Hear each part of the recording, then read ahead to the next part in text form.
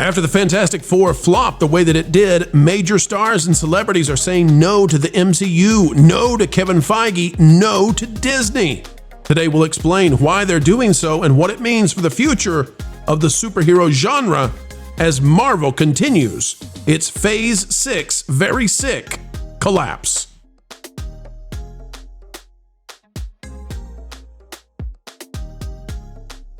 Hello, ladies and gentlemen. Welcome back to the Pro Channel. It is a joy as ever to have you joining us.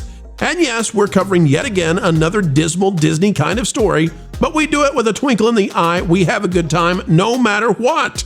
Even when we cover the Hollyweirds, folks, it's all about bringing you the entertainment news you need and doing it in a way that leaves you with a smile. Folks, it makes us smile when you click the like button. Let's dive in the latest celebs who are now saying no, no, no, no to Marvel. It has to do with the Fantastic Four, with the 3 straight flops of 2025, and whether or not Avengers Doomsday might arrive dead or alive. Out of Variety, we're going to go back to April because I need to show you that there's been a pattern here. Maybe celebs were figuring out, even before Fantastic Four landed, that Flop City was, what should be called the house that Marvel built. Halle Berry tells X-Men fans to keep waiting for Storm to be called for Avengers Doomsday, because it's not going to be there. This was by Zach Sharf in Variety. We're not going to read the article. It's back from April. We just need to, we got to prime the pump here, folks. We got to show you what's up. She's not going to be there. She dumped Marvel, said, no way, Jose. Who else? Well, if we go to April as well, at a deadline, Carrie Coon turned down Avengers Endgame due to Marvel not paying her more money. Husband Tracy Letts says. Now, you may not even remember what she was, but she was like the harbinger of doom or whatever for Thanos. Let's scroll down. I want you to see what the, let's see what it, okay. Says, I believe Marvel went to her for the second one and they asked her to be in the second one. She said, well, the first one is the most successful movie ever made. Are you going to pay me any more money? And they said, no, we're not going to pay you any more money. So she said, wow, you're not going to pay me any more money? Then I don't think I'm going to do it. And they said, well, you should feel yourself fortunate to be part of the Marvel universe. So she declined. Let that sit in, folks. You know, I swear they've got like more than 100 celebrities going to be in this Doomsday movie. And maybe the pitch that's not working anymore is, yeah, we can't pay you actually. I mean, RDJ has taken up a lot of the dough. But you should be just happy because you're in Marvel. But it's not small names, folks. Out of IGN, as we continue down this trip, Jeremy Renner has turned down Hawkeye Season 2 over salary insult offer. And I would offer you that I don't think Jeremy Renner would be saying this sort of thing unless maybe they don't have the situation wrapped up, buttoned up for him to be in the Doomsday movie. And why? Well, if he was under contract, I don't think he'd be saying these kinds of things about Marvel. In fact, the quote here is so vicious. You may have seen this before, but it deserves to be said again. Jeremy Renner apparently told Marvel, did you think I'm only half the Jeremy because I got ran over? Because they offered him half the money to come back for season 2. Gentlemen, shall we continue? I mean, it never stops. Emily Blunt said no to playing Sue Storm, allegedly. John Malkovich rejected Marvel offers because they weren't going to pay him enough. He finally agreed for Fantastic Four, and they cut him out of the movie. They cut him out of the movie. He paid to hang from a crane, and they said, see you later, buddy. He's out. Let me bring in Ron and Follow the Bradley's Fun as we dive into this. Guys, here's what I see. I see a Marvel Cinematic Universe that right now is struggling to find some of the celebrities that for the past decade, if you said, hey, this is Marvel, they said, oh, we're happy. Oh, please, please, please. What do you need? What do you need? I'll do it for you. And now they say, is that thing with all the green screens? My agent says I don't know about Marvel. It's really, you guys have had a good run. That's what it's beginning to look like. And I would even wager that some of the folks who are signed up for Doomsday now, maybe they're having regrets. So let me hand it over to the panel as we have just watched Fantastic Four absolutely flop all over the floor. Do you guys think that maybe Marvel's ability to get big name celebrities is shrinking? Yeah, They don't. absolutely. They've stunk up the place with the last couple of phases, and it's going to be really difficult for them to recover at this point. The smart move, I think, would be to let it lie fallow for a few years, kind of the same strategy I would advocate for Star Wars. And then you've got to find the next generation of talent. You've got to get the budgets back under control, smaller casts, more street level stuff, less CGI. But when you're going for those new untapped talent, make sure you've got people who have actually got some ability, that are charismatic, that will appeal to the audience, and that you can get under contract for a long term. Get those costs down, get the quality up. You can rebuild, but you're going to have to restore some kind of faith in the audience that they're going to get good quality product. Absolutely. And I'll tell you this, Lauren, if we go to, let me show you this. Screen Rant is talking about what's coming up. Of course, we know that Doomsday is going to be, it's going to have tons and tons and tons of cast. And then the next movie, and then maybe it's going to be a trilogy. We don't know. But Screen Rant says that the next step after the Avengers movies is going to be X-Men. And for X-Men, Feige and company, they're going to cast young stars. Now, they say that the reason they're casting the young stars is because they're going to start over. But there's also the undercurrent, and articles have talked about this, that they've got to get the budgets way, way down. And that means they got to cast people that you've never heard of before, people who are looking for their big break. Yeah, that's absolutely true. And I think that's a smart move to reboot. I think the X-Men is a good place to start off on, because in a lot of ways, it was X-Men and the Sam Raimi Spider-Man movies that started making comic book movies viable in the theaters again. And I think ultimately you're going to have to get the main Avengers back together again. It's not going to be the same cast. It's going to be younger, starting over. But we're tired of the B and C and even D-list characters. We want to have Captain America, Thor, all of the others, the ones that are really kind of separated from the franchise now, or too expensive to keep going. So, or aging out, So I think they're going to have to just go away for a while, let people miss you for a bit, and then come back strong. You know what they would probably like, and this is a great image there of all the cast, in some of these Marvel movies. I think they would have much rather, maybe they would have preferred greatly if phases 4 and 5 had delivered some stars so they didn't have to pack this thing. I think going back and trying to pick up the original cast for the Avengers, minus a few, I don't think that was in their plans originally. And now, we're hearing that behind the scenes, the scuttlebutt is they're trying to get Chris Pratt and maybe giving him, in the last minute, say, hey, by the way, you're in all of this movie. You weren't written in the movie, but we're going to make it happen now. And, that's bloating the budget, but they don't have another way to go about this because none of the stars, you can't build an Avengers movie on Thunderbolts, Fantastic Four, and the new Captain America.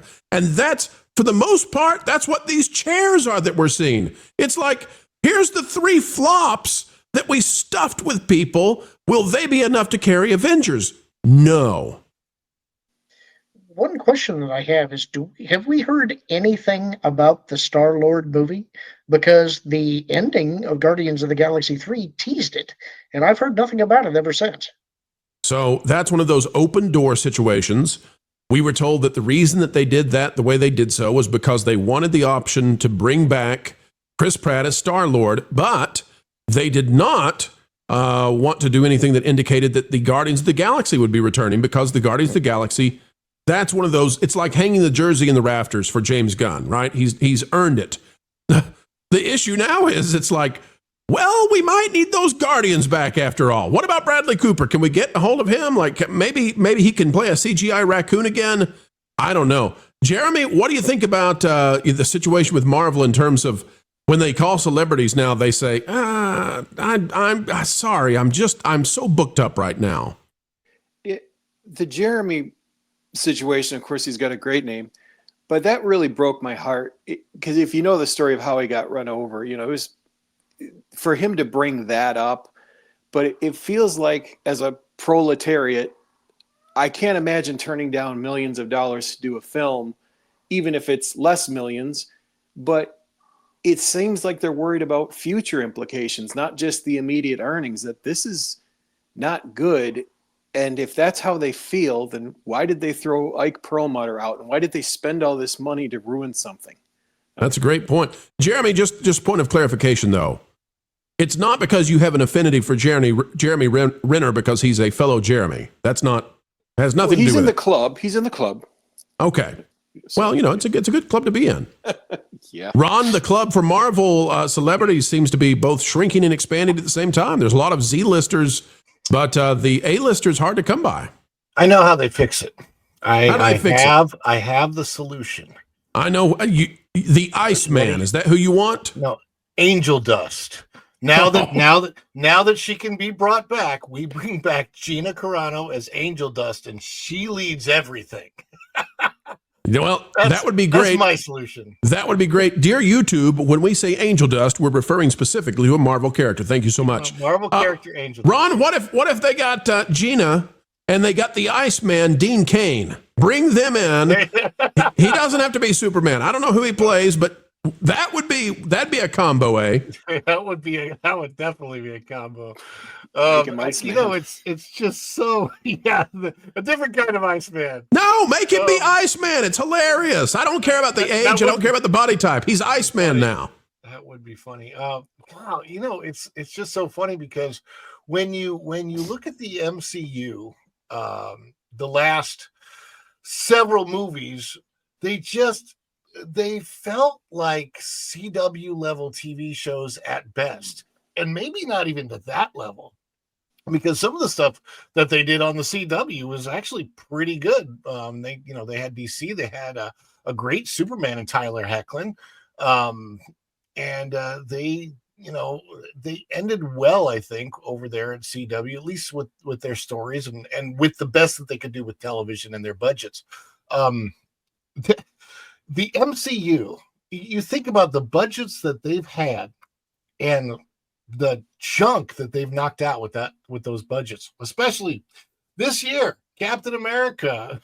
I mean, and it's because of the horrible writing. It's like, you get this huge superhero flick, and at the very end, it's resolved because I'm Captain America, so I can talk you down, and I can. Also, didn't they make fun of bringing the Hulk down that way with the lullaby that Black Widow did? Didn't they make fun of that in the next Thor movie? I don't know. The whole thing is so ridiculous. Wait, they're saying so they're bringing back James Marsden from the original X-Men. Yeah, he's going to be Cyclops. Because obviously, he needs a paycheck, and everybody recognizes him from Sonic. No, Ron. James Marsden. Well, that's right. He's more popular than ever. He's the good cop, right? He's Donut Lord. Ron, Donut Lord. James Marsden is there so that investors know Hugh Jackman is also going to be there, because you can't have James Marsden, you can't have Cyclops without Wolverine. They couldn't tease that out. They got to save that for later, but they want the investors to not freak out. They're basically saying, listen, we've got Hugh, okay? We're going to team him up with Tom Holland. Chill out. We got this. Yeah, well, that's all you can do. That's all you have. You have Deadpool, Wolverine, and Spider-Man are the only valid MCU properties that are left. They tried to do something with Fantastic Four, and it didn't work. They should not have thrown Pedro Pascal in there as Reed Richards. That was clearly a mistake, or they should have coached him a little bit, maybe not lick fancy rainbow light sticks off stage. I don't know. I'll tell you how you make this thing work. Just rip up the script right now. Change Avengers Doomsday so that it's all about Spider-Man teams up with Wolverine and the original X-Men or whatever, okay? It's an X-Men Spidey team up, and they're taking down the baddies that Dr. Doom has fooled into being on his side, and that's going to be Captain Marvel and Mr. Fantastic. If you have Brie Larson and Pedro Pascal as the villains facing off with Tom Holland and Hugh Jackman, winner, chicken dinner, you're going to make a ton of money. I'm kind of kidding, but really not. That's how bad things are for Marvel, where I can instantly come up with a parody script that'll perform better. Guys, any final thoughts on the idea that so many stars are saying no, including, these are not small names. Emily Blunt, Halle Berry, these are major celebrities who are saying, no, I'm going to pass on Marvel. Maybe the people that did the Naked Gun recently will be able to come up with a really good superhero spoof movie. We've had them before, but it's a very different time when you could spoof a superhero movie with how bad the movie is, like, and have it be very almost realistic, like play like Liam Neeson played his character in The Naked Gun very straightforward. Like he's just playing it as if this were it with the right. And I tell you, they could do that with a superhero movie now, and it might knock it out of the park. I'm still liking this idea though of Gina Carano as Angel Dust and Dean Kane as Iceman. That's a buddy comedy I'd go see. Makes me happy. Yeah. Let's see if this guy agrees. Vash, I don't know what you're doing, man. I don't know why you're bouncing around, but hey, Vash, while you were gone, Gina Carano returns as Angel Dust, Dean Kane in the role of Iceman, buddy comedy, Marvel movie. You gonna go see it? You in for that? Well, it's definitely an original idea for sure. I would see just about anything with Gina Carano on screen at this point in order to support her, obviously. And I know that Gina wants to get back into the fold, or at least it seems like, because I think that would increase her reputation that unfortunately has been scarred by Lucasfilm. I think it's a very interesting proposition right there when it comes to celebrities not wanting to be involved in the MCU. I mean, there is this idea throughout Hollywood that you have to go through this almost comic book movie process in order to get big. And I know that there has been some rejection to that idea. We actually heard, I believe, Brad Pitt actually said something about this not too long ago, saying that you shouldn't sell yourself out in order to become a star. Very, very fascinating how Hollywood seems to have a very love-hate relationship with superhero movies in general, but especially Marvel MCU. There you go. All right, folks, that's where we'll leave it for now, but they're having a hard time getting the stars they need. Going to have to go to the no-names. They're not nobodies because nobody is, but you won't know who they are because they're going to be brand new for the X-Men.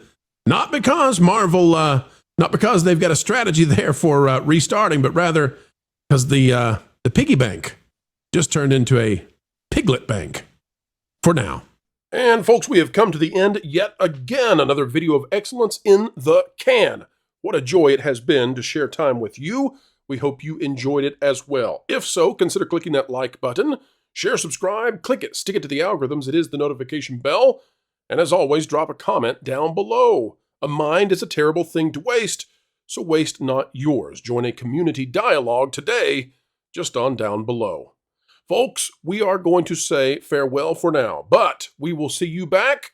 4 is more, and that's how many videos we put out every single day here on the Pro Channel. Hope you enjoy them all. Until the next time, keep learning, keep growing, and as always, keep having fun. Jump into the water. Why listen to music made by people and companies who really don't like you? Check out Vacation Radio today and prepare for all new content made by the people behind the WDW Pro Channel. It's the place you need for all the music. That should be fun.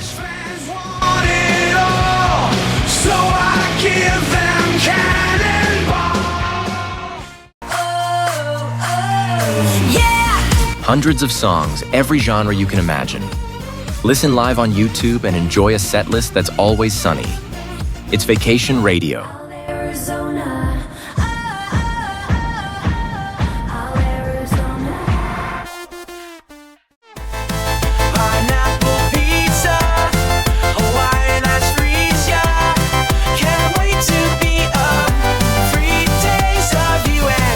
What are you waiting for? Every WDW Pro video has a link to Vacation Radio in the video description. Try it out and subscribe today.